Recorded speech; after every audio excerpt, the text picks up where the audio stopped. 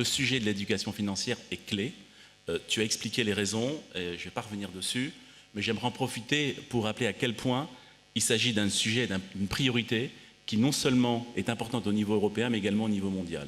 Je vais citer deux organismes importants, au-delà évidemment de l'AMF et de l'AFG, IOSCO, côté régulateur, mais également les FAMA, du côté des associations professionnelles qui ont récemment communiqué sur le sujet et ont rappelé l'importance et la conscience qu'il fallait que nous ayons tous au regard de l'éducation financière.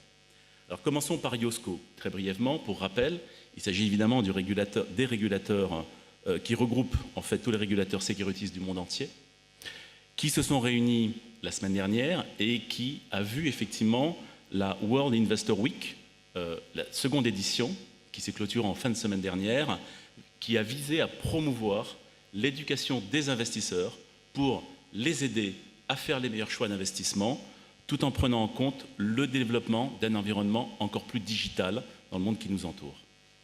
En ce qui concerne les FAMA, elle a constitué récemment également une Investor Education Platform, également à des fins similaires, en responsabilisant les sociétés de gestion elles-mêmes dans l'élaboration d'actions, de plans d'action qui visent également à mieux éduquer les épargnants.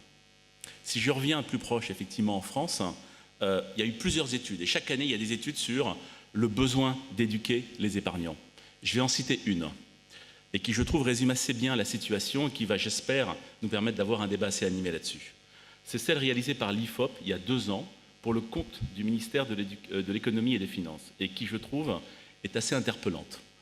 Elle concernait une enquête sur l'éducation financière et la connaissance et pratique des Français dans ce domaine.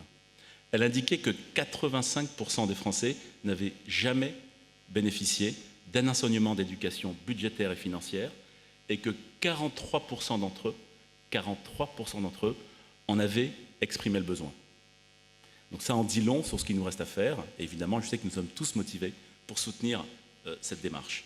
Il s'agit donc effectivement d'un sujet qui est passionnant, qui préoccupe les épargnants et qui, j'espère, sera démontré dans la table ronde que je vais animer dans quelques minutes.